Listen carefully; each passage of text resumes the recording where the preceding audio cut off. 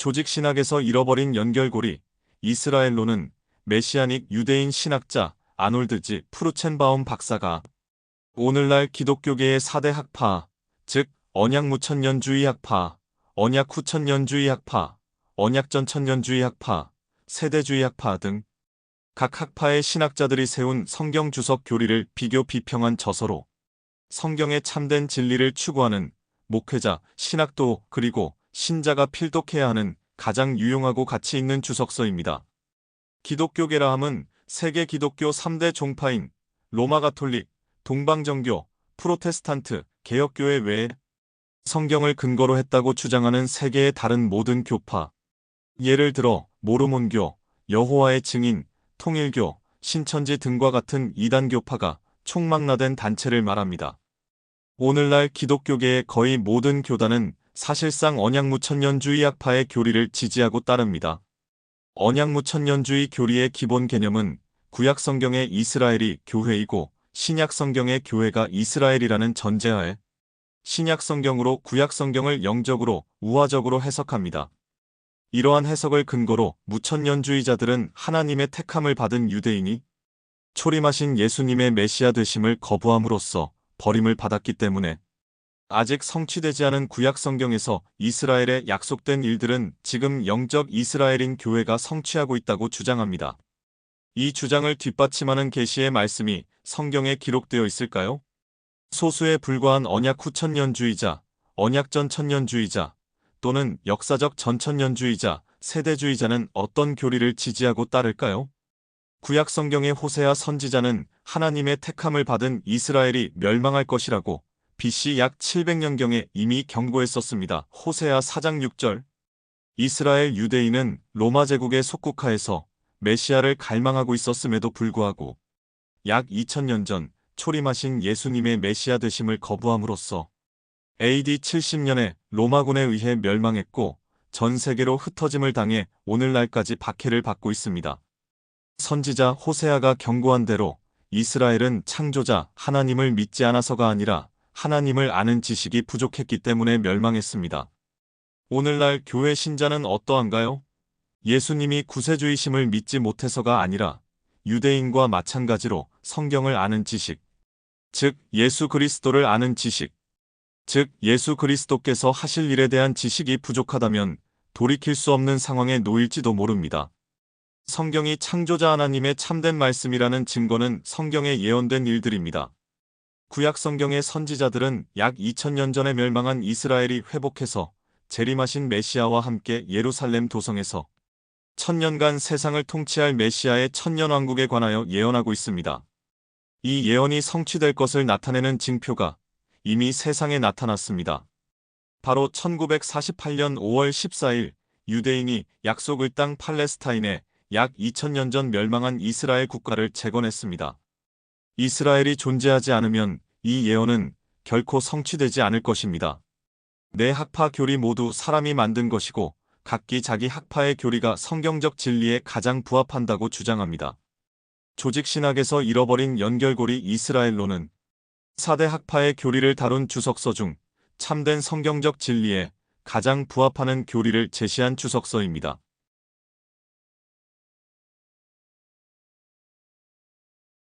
4장 언약무천년주의 정의와 기본 교리. 2장은 언약무천년주의의 이스라엘론을 논의할 5장의 배경이 될 것입니다. 언약후천년주의의 소개와 마찬가지로 요약문을 제외하고 2장에 사용된 모든 자료의 출처는 오로지 언약무천년주의자들의 것입니다. 무천년주의자 윌리엄 E. 콕스는 세대주의자가 작성한 것이지만 다음과 같은 무천년주의의 정의를 받아들입니다. 무천년주의에 대한 좋은 정의는 가장 엄격한 비평가 중 한 사람의 펜에서 나온다. 가장 일반적인 특징은 문자 그대로의 그리스도의 지상 통치를 부정하는 것이다. 사탄은 그리스도께서 초림하셨을 때 결박되었다고 생각한다.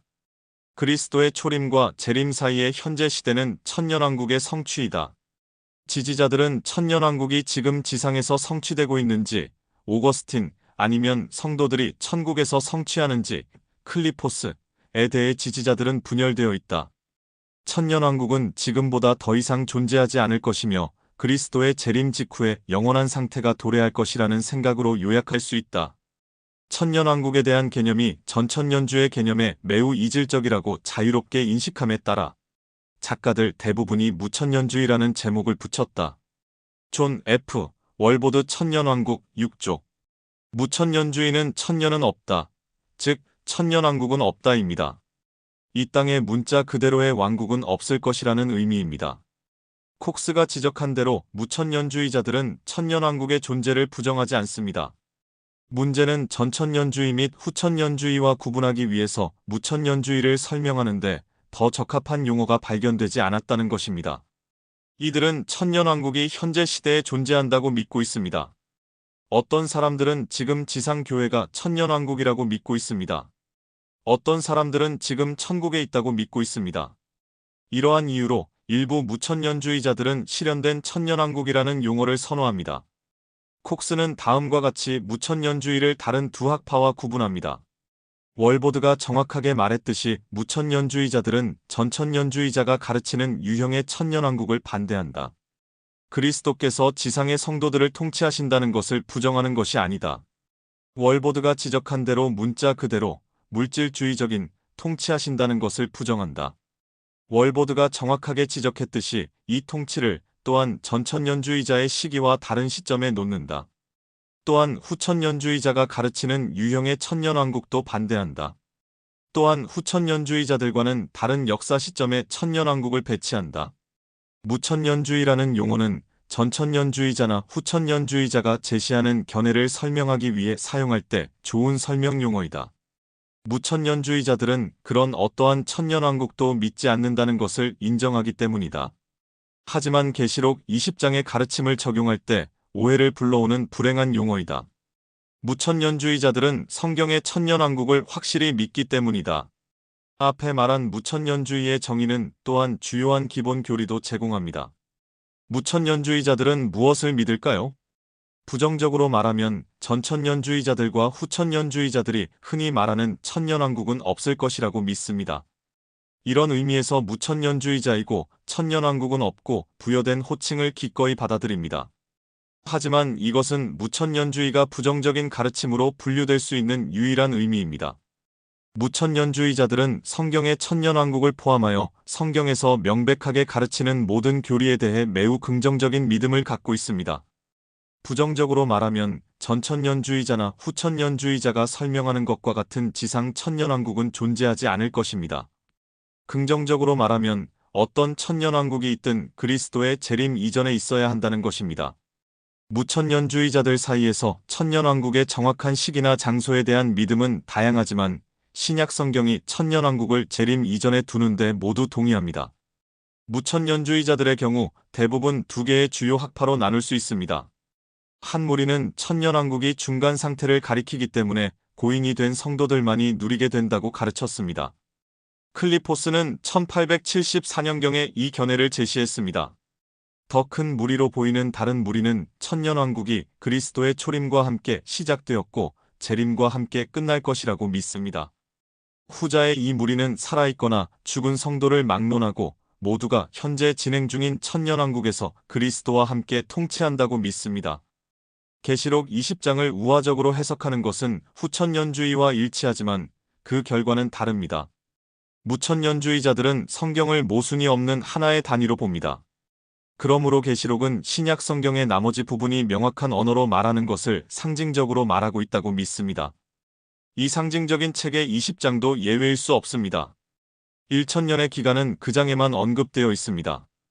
무천년주의자들은 계시록 20장 1에서 6절을 초림과 재림 사이의 기간을 상징적으로 나타낸 그림으로 받아들입니다.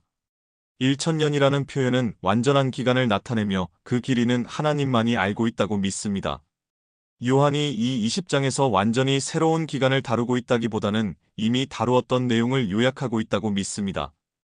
요한은 계시록 전체에서 초림과 재림 사이를 다루는 7환상을 기록하고 21장과 22장에서 영원한 상태로 마무리합니다. 이것이 무천년주의자들이 재림과 영원한 상태 사이의 중간 기간에 대한 성경적 근거를 찾지 못하는 이유입니다. 후천년주의자들의 우화적 해석은 교회가 전 세계를 오랫동안 통치할 것이라는 결론으로 이어집니다. 후천년주의에서 천년왕국은 완전한 복음시대, 킥에 적용되거나 황금시대, 베트너에만 적용됩니다. 어느 쪽이든 천년왕국은 초림과 재림 사이에 해당합니다. 무천년주의자들의 우화적 해석도 천년왕국을 초림과 재림 사이에 놓습니다. 하지만 그 시기가 그리스도께서 재림하시기 전 황금시대로 끝나는 것으로 보지 않습니다. 실제로는 정반대입니다. 세상은 점점 더 좋아지고 있을까요? 나빠지고 있을까요? 후천년주의자들은 점점 더 좋아지고 있으며 복음 전파가 결국 세상 사람 대부분을 개종시킬 것이라고 보고 있었기 때문에 그리스도의 재림 이전에 지상 천년왕국을 열게 될 것이라고 말합니다. 전천년주의자들은 세상이 점점 더 나빠지고 있으며 예수께서 재림하실 때 최악의 상태가 될 것이라고 믿습니다. 무천년주의자들은 이 점에서 전천년주의자들과 일치합니다. 우리는 하나님의 왕국이 작은 겨자씨로 시작해서 점점 더 커질 것이라고 믿지만 그에 비례하여 악도 더 빨리 자란다고 믿습니다. 선과 악은 예수께서 세상의 끝이 될 것이라고 말씀하신 바로 그 추수 때까지 공존할 것입니다. 마태복음 13장 39절. 우리는 이러한 성장이 바울이 죄의 사람이라고 불렀고 요한이 사탄이 잠시 풀려날 것으로 언급한 적그리스도의 출현으로 절정에 이를 것이라고 믿습니다. 이 풀려남은 현재의 역사적 교회 시대의 바로 마지막 때에 일어날 것입니다. 세상은 나아지기는커녕 더 나빠질 것입니다. 천년왕국은 교회 후 천년주의나 재림 전 천년주의로 시작되는 황금시대가 아니기 때문입니다. 천년왕국은 현재 지상의 교회에 존재하거나 현재 천국에 있는 성도와 함께 존재하는 현재 진행 중인 천년왕국입니다. 어느 쪽이든 무천년주의 신봉자들은 진정으로 거듭난 모든 사람은 즉시 왕의 자녀가 되고 왕과 함께 즉시 영원한 통치를 시작하며 그 통치의 현재 단계는 재림의 영원한 상태의 도래 너머에 있는 것에 대한 단순한 예시라고 믿고 있습니다. 재림 이후에는 천년왕국이 아니라 영원한 상태만 뒤따릅니다. 죄의 사람이 실제로 하나님의 사람을 이길 것처럼 보일 때 그리스도께서 나타나셔서 악마를 영원한 불못으로 던질 것입니다. 문자 그대로 눈에 보이는 육체적 재림이 될 그리스도의 재림 때 많은 성경 구절이 거의 동시에 성취될 것입니다. 모든 무덤이 열릴 것입니다. 그때 살아있는 모든 성도는 주 안에서 죽은 모든 성도와 함께 새로운 영적인 몸을 받을 것입니다. 모든 성도가 함께 휴거되어 그들의 왕을 지상으로 호위하기 위해 공중에서 주님을 만날 것이며 이 일반적인 부활 후에 성도들은 그리스도 안에 있었기 때문에 참여하는 일반적인 심판이 뒤따를 것이고 땅은 모든 죄에서 깨끗해질 것이고 영원한 상태가 시작될 것입니다. 그리스도의 재림을 알리는 나팔 소리와 함께 모든 운명이 영원히 봉인되고 구원의 날이 닫히며 그때까지 그리스도를 거부한 모든 사람은 유대인이든 이방인이든 영원한 지옥에서 영원히 고통을 받지만 모든 세대의 모든 신자는 그리스도의 지체로서 영원을 누리게 될 것입니다. 콕스는 자신의 저작 후반부에서 무천년주의 종말론의 기본 교리를 자세히 설명합니다. 우리는 본질적으로 다음과 같은 사건들의 순서가 신약 성경 종말론의 교리를 구성하고 있다고 믿는다. 2일, 우리의 주님께서 처음 강림하실 때 땅에서 사탄을 만났고 사탄을 물리치셨다. 사탄은 이제 재림 때까지 집행유예 상태로 살고 있다. 그동안 사탄의 능력은 특히 하나님의 사람들에 관련하여 분명히 제한되어 있다. 이 사탄을 결박하신 주님께서 계시록 20장의 천년왕국을 시작하셨다. 이 천년왕국은 초림 때에 시작되었고 재림 때에 끝나면서 영원한 상태로 대체될 것이다. 3. 하나님께서 현재 자기 백성 영적 이스라엘의 마음을 다스리고 계시지만 교회는 지상에 남아있는 한 환난을 받을 것이라고 주님으로부터 미리 경고를 받았다. 이 환난은 적그리스도가 출현해서 절정에 달할 때까지 점점 심해질 것이다. 4. 사탄의 권세는 현재 결박되어 있지만 짧은 기간 완전히 회복하게 될 것이다. 이렇게 사탄이 풀려남은 현재 천년왕국이 끝날 무렵에 올 것이며 그리스도의 재림으로 진압될 것이다. 5. 주님께서 재림 시에 문자 그대로 육체의 형태로 나타나실 것이다.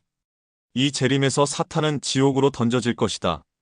6. 재림 시에 모든 시대의 모든 죽은 자가 일반적인 부활을 할 것이다. 7. 이후에 즉시 일반적인 심판이 있을 것이고 최종적으로 의로운 자와 악한 자가 분리될 것이다. 8. 땅은 불로 깨끗해지고 정화될 것이다. 9. 계시록 21장과 22장에 묘사된 영원한 상태가 현실이 되어 영원히 지속될 것이다. 10. 모든 시대의 모든 성도는 하나님께 영광을 돌리며 영원무궁토록 영원한 상태에서 다스릴 것이다. 악한 자들은 지옥에서 영혼을 보낼 것이다. 간단히 말해서 이것이 종말론에 대한 무천년주의의 믿음이다. 초림과 동시에 사탄이 결박되어 재림 때까지 집행유예 중에 있고 신자들에게 할 수 있는 일이 제한되어 있다는 의미입니다. 천년왕국은 실제로 초림과 동시에 시작되었고 재림까지 계속될 것이며 그 후에 영원한 상태가 뒤따를 것입니다. 그리스도의 천년왕국은 지금 자기 백성 영적 이스라엘의 마음 안에서 다스리고 있지만 이 땅에서 환난의 고통을 받을 것이며 재림이 다가올수록 점점 혹독해질 것입니다. 사탄은 재림 직전에 다시 풀려날 것이고 재림 이후 결박될 것입니다. 재림 자체는 문자 그대로의 육체적 사건이 될 것이며 모든 죽은 자, 즉 의로운 자와 불의한 자 둘 다 모두에게 일반적인 부활이 뒤따르고 의로운 자와 불의한 자 모두 일반적인 심판을 받을 것입니다. 땅은 그때 불로 정화되고 영원한 상태가 시작될 것입니다. 콕스에 따르면 계시록 20장을 비유적으로 해석하지 않고 다른 방식으로 해석하는 것은 문자주의가 아니라 초문자주의입니다. 무천년주의는 문자 그대로 천년왕국은 없다 라는 뜻이다. 하지만 이것은 적절하지 않은 용어이다. 무천년주의자들은 분명히 계시록 20장 1에서 10절을 근거로 한 천년왕국을 믿기 때문이다. 무천년주의자들은 천년왕국주의자들이 이 구절을 지나치게 문자적으로 해석하는 것에 반발할 뿐이다. 무천년주의자들은 계시록 20장 1에서 10절을 우리 주님의 초림과 재림 사이의 상징적인 기간이라고 해석한다. 다시 말하면 현재 진행 중이고 우리 주님께서 재림하실 때 끝난다는 것이다. 무천년주의자들은 천년왕국을 교회와 동일시한다. 다른 말로 하면 다른 천년왕국주의자들은 계시록 20장 1에서 10절을 문자 그대로 해석하여 지상의 물질적인 왕국을 얻는 반면에 무천년주의자들은 이 구절을 영적인 방식으로 해석하여 그리스도께서 자기 백성의 마음 안에서 영적으로 이미 다스리고 계신다는 것을 비유적인 언어로 묘사한 것이라고 믿는다.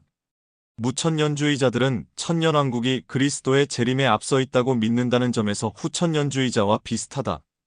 또 선과 악이 모두 세상이 끝날 때까지 나란히 존재한다고 믿는다는 점에서는 전천년주의와 같다.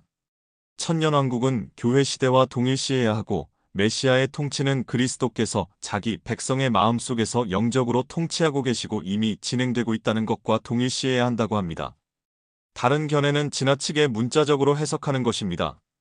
콕스는 천년왕국론자들이 이 구절에 근거해서 신학을 시작했고 구축된 모든 교리의 주된 근거는 이 모호한 한 구절이라고 비난합니다. 무천년주의자들은 이 모호한 한 구절이 성경 전체를 지배하는 것을 거부합니다.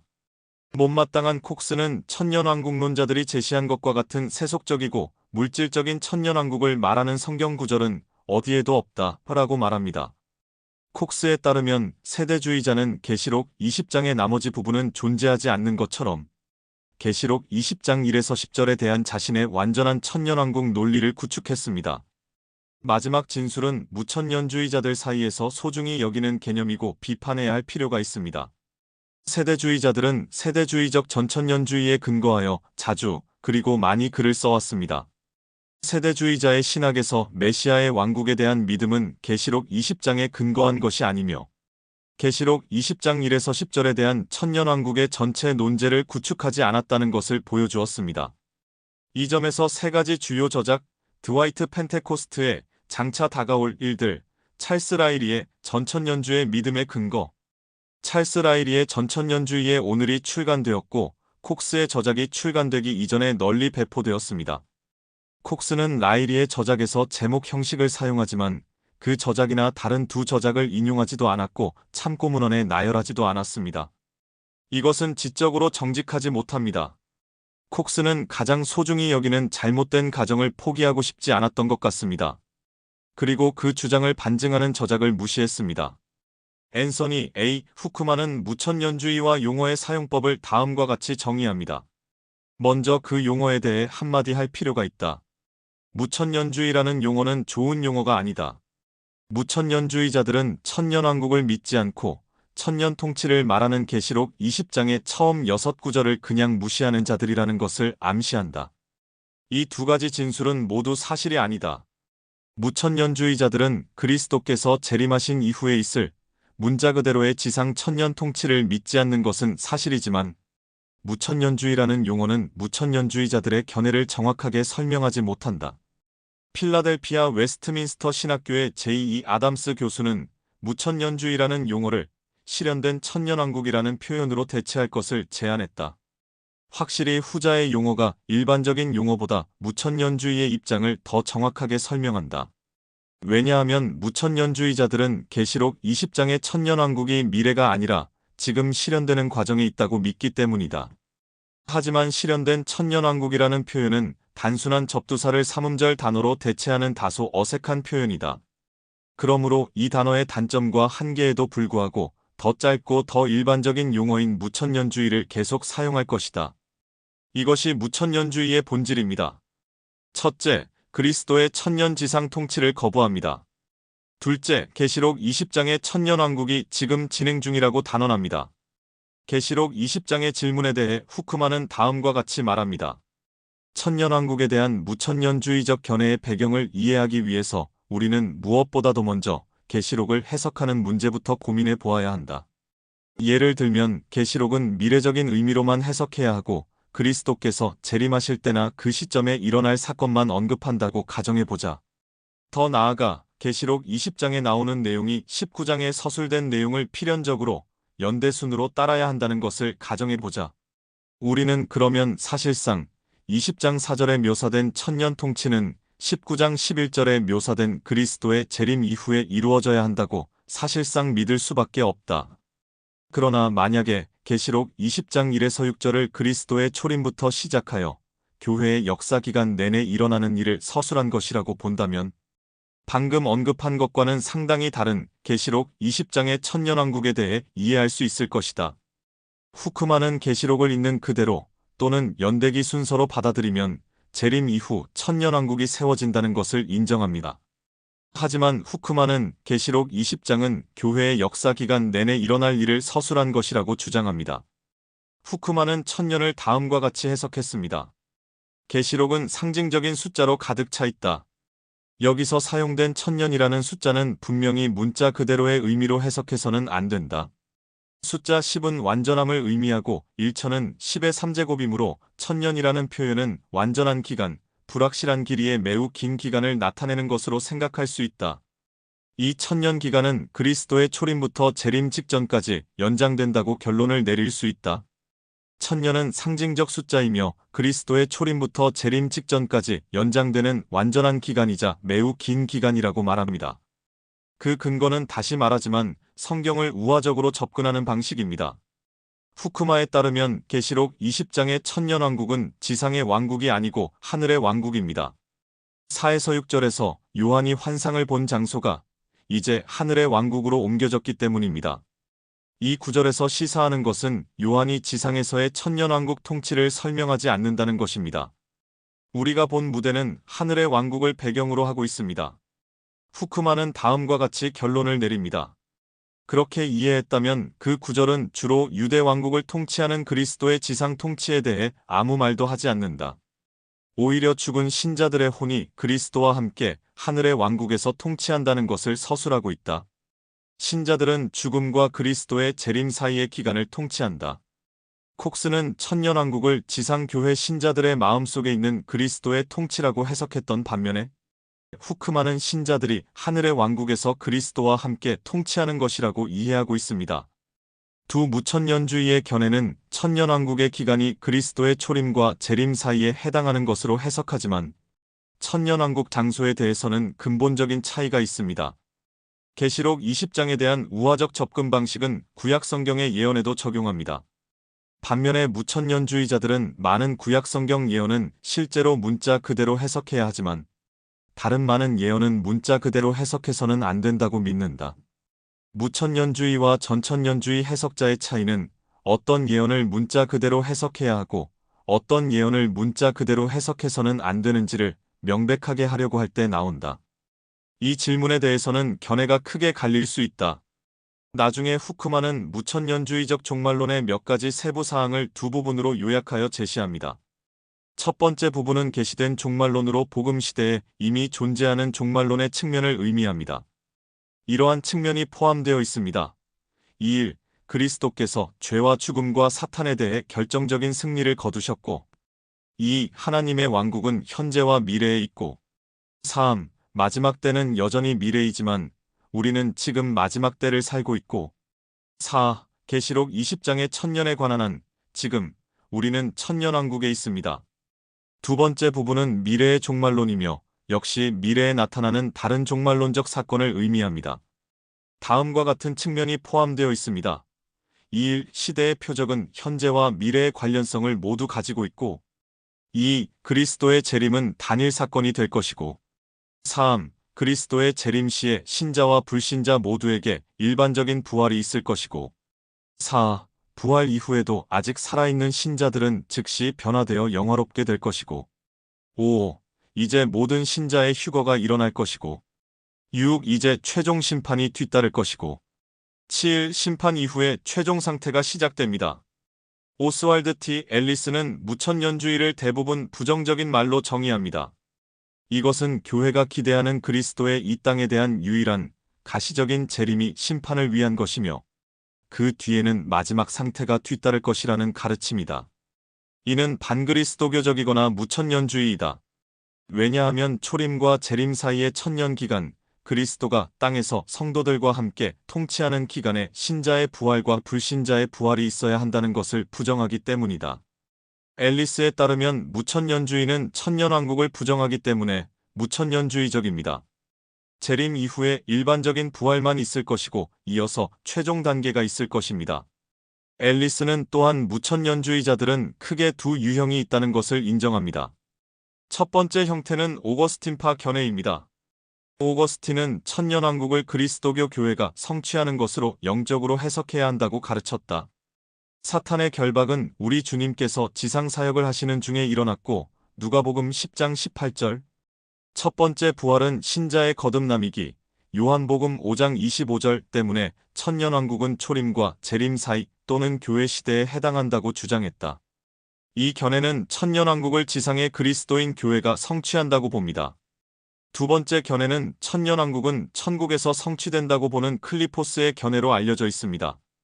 이 견해에서 천년은 전혀 기간이 아니라 하늘의 왕국에 있는 성도들의 축복받은 상태를 완전성 또는 보편적 교회의 관점에서 설명하고 있는 것입니다.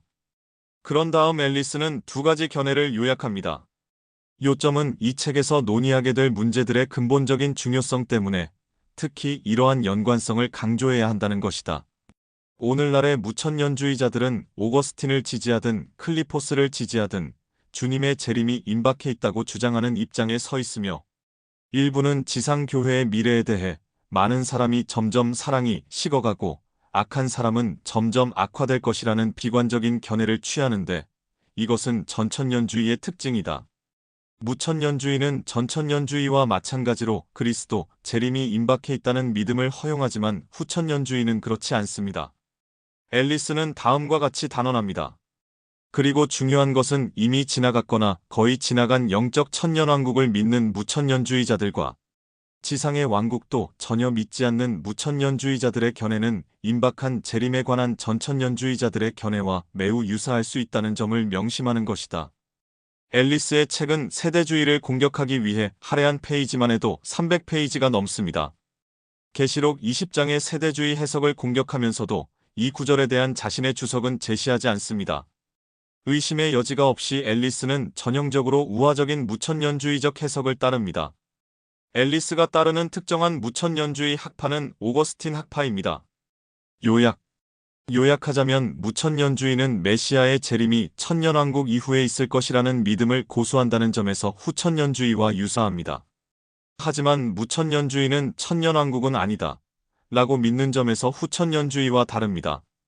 문자 그대로의 지상 천년왕국은 없을 것이라는 의미입니다.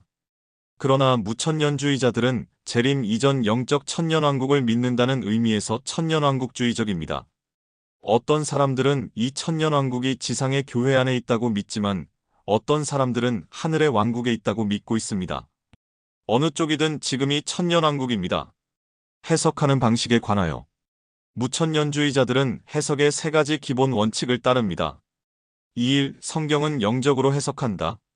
2. 이스라엘에 대한 구약 성경 약속들은 교회에서 성취된다. 3. 천년왕국은 성경에서 표적과 상징의 책인 계시록의 20장 외에 어디에서도 찾을 수 없어 상징적으로 해석해야 한다. 천년왕국의 본질과 세계사와의 관계에 관련하여 무천년주의자들은 천년왕국이 메시아의 초림과 재림 사이의 긴 기간이라고 믿고 있습니다. 그리스도께서는 오늘날 지상에 있는 신자들의 심령과 하늘의 왕국에 있는 혼들 모두에서 실제로 통치하고 계십니다. 이 기간에 그리스도께서는 하늘의 왕국에서 육신을 떠난 영혼들과 함께 영적 왕국의 보좌에서 통치하십니다. 무천년주의자들은 첫 번째 부활 계시록 20장을 신자의 거듭남이라고 해석합니다. 그리스도를 영접한 신자는 영적인 의미로 지상에서 그리스도와 함께 통치하기 시작합니다. 죽은 신자는 천국에서 육체의 몸을 떠난 영혼으로 이 현재 시대 동안 그리스도와 함께 계속 통치합니다. 이 왕국의 본질은 다음과 같습니다. 왕국은 영적이면서 천국에 있으며 정치적이고 세속적인 왕국이 아닙니다. A. 이 영적 왕국으로 들어가기 위해서 반드시 회개하고 거듭나야 합니다. B. 용서와 온유함과 겸손함과 이타심 등이 왕국의 특징입니다. 산상설교. C. 그리스도의 왕국은 지상의 예루살렘이 아니라 하늘의 왕국에 있습니다. D. 이스라엘에 주어진 구약 성경의 왕국 예언들은 참된 이스라엘인 교회에서 성취됩니다. 이스라엘 민족으로서의 출생이 영적인 축복을 보장하지 않기 때문입니다. 왕국 설립에 관하여 왕국은 그리스도의 초림 때 시작되었습니다. 그리스도께서 왕국이 자신의 시대에 이미 임했다고 말씀하셨기 때문입니다. 왕국은 임해 있고 보편적이며 신자들의 심령 속에 세워졌습니다. 마태복음 11장 12절, 누가복음 17장 21절. A인 예수와 침례 요한은 왕국이 가까이에 있다 라고 선포하셨습니다. B인 예수는 세계적인 왕국을 선포하셨습니다. 요한복음 1장 19절에서 4장 45절. C. 왕국은 유대인뿐만이 아니라 이방인에게도 제시되었습니다. 역사에서 왕국의 성장과 마지막 형태에 관하여 무천년주의자들은 알곡과 가라지의 비유를 이 시대의 세상 왕국의 상태를 설명하는 것이라고 해석합니다. 알곡과 가라지로 나타낸 선과 악은 심판 때까지 함께 자랄 것입니다. 가라지는 믿지 않는 악마의 자손이고 알곡은 믿는 무형교회, 즉 그리스도께서 통치하시는 영적 왕국의 구성원입니다. 악은 점점 더 심해져 선을 침해하고 박해할 것입니다. 이 시대의 악은 적그리스도와의 초정치적, 경제적, 종교적 세력에서 절정에 달할 것이며 대환란 때에 수많은 신자를 박해하고 죽일 것입니다. 그리스도께서 재림하실 때 악인들은 왕국에 참여하지 못할 것입니다. 그때 의로운 자들은 하나님 아버지의 왕국에서, 다시 말하면 하나님의 영원한 왕국에서 해처럼 빛날 것입니다. 마태복음 13장 14절. 무천년주의자들의 계시록 20장에 대한 해석은 다음과 같이 요약할 수 있습니다. 무천년주의자들은 이 구절을 메시아의 초림과 재림 사이에 천국에 있는 성도들의 혼을 묘사한 것이라고 주장합니다. 첫 번째 부활은 신자들의 거듭남입니다. 두 번째 부활은 그리스도께서 재림하실 때 일반적인 육체의 부활입니다. 신자들은 영적인 의미에서 부활할 때 그리스도와 함께 통치하기 시작합니다. 신자들은 죽을 때 육체를 떠난 영혼으로 하늘의 왕국에서 그리스도와 함께 계속 통치합니다. 무천년주의자들은 계시록 20장의 천년왕국을 현재 영적으로 존재한다고 해석하기 때문에 사탄 역시 현재 결박되어 있다고 믿고 있습니다. 여전히 자유롭게 돌아다닐 수 있지만 일종의 집행유예 상태이고 신자들에게 할 수 있는 일은 제한되어 있습니다. 이 영적 천년왕국이 끝날 무렵, 그리고 재림 직전 사탄은 하나님의 권위에 대한 짧은 반란을 일으킬 것입니다. 그리스도의 재림 직전에 사탄은 다시 한번 민족들을 기만하기 위해 잠시 풀려날 것입니다. 사탄은 복음 전파를 막을 것이고 거짓을 믿도록 민족들을 설득할 것입니다. 사탄은 적그리스도 통치하에 성도들과 전쟁하기 위해 민족들을 모을 것입니다. 사탄과 그의 무리가 아마겟돈 전쟁에서 거의 승리를 거두려는 시점에 그리스도께서 땅과 사탄을 심판하기 위해 재림하실 것이고 그리스도께서 나타나실 때 적그리스도를 멸할 것입니다. 이 영적 천년왕국은 영원하지 않으며 다음과 같은 방식으로 끝날 것입니다. 무천년주의자들은 계시록 20장의 천년이 끝날 때, 다시 말하면 현재 시대가 끝날 때 그리스도께서 지상 재림을 하실 것이라고 주장합니다. 모든 죽은 자의 일반적인 부활이 있을 것입니다. 살아있는 성도들은 변화되어 공중에서 주를 만나기 위해 휴거될 것입니다. 휴거 이후 그리스도와 교회는 지상으로 돌아오거나 백보좌 심판을 받기 위해 천국에 있을 것입니다. 악한 자들은 심판을 받아 영원한 형벌을 받게 될 것입니다. 옛 하늘과 옛 땅은 사라지고 의로움으로 특징 지어질 하나님의 영원한 왕국이 새 하늘과 새 땅에 세워질 것이며 하나님께서 만물 안에서 모든 것이 되실 것입니다. 고린도전서 15장 24에서 28절. 무천년주의자들이 종말론에 관하여 공동전선을 펴고 있다. 라는 콕스의 주장은 희망 섞인 생각입니다. 천년왕국이 일어나는 때 초림과 재림 사이에 관하여 무천년주의자들 사이에 차이가 없을 수 있지만 후천년주의자들과 전천년주의자들 사이에도 마찬가지입니다. 하지만 천년왕국이 지금 어디에 있는가에 관하여는 무천년주의자들 사이에 차이가 있습니다. 지상에 있는 신자들의 심령에 있을까요? 오거스틴, 아니면 육체를 떠난 성도들과 하늘의 왕국에 있을까요? 클리포스. 우리가 지금 천년왕국에 있다면 이것은 사소한 문제가 아닙니다. 무천년주의자 대부분은 오거스틴의 지도를 따르고 천년왕국은 지금 교회 안에 있다고 말합니다. 하지만 오거스틴과 달리 무천년주의자들은 천년왕국이 재림 때까지 계속될 것이라고 믿고 있습니다. 오거스틴은 영적 천년왕국이 AD 650년에 끝날 것이라고 믿었습니다. 다른 무천년주의자들은 이 무천년주의의 천년왕국이 오순절에서 AD 476년에 로마가 멸망할 때까지 계속된다고 보았습니다. 무천년주의의 종말론은 콕스가 말하는 것처럼 획일적이지 않습니다. 언약 무천년주의의 간략한 조사를 통해 언약 무천년주의의 이스라엘론에 대한 더 자세한 연구를 진행할 수 있습니다.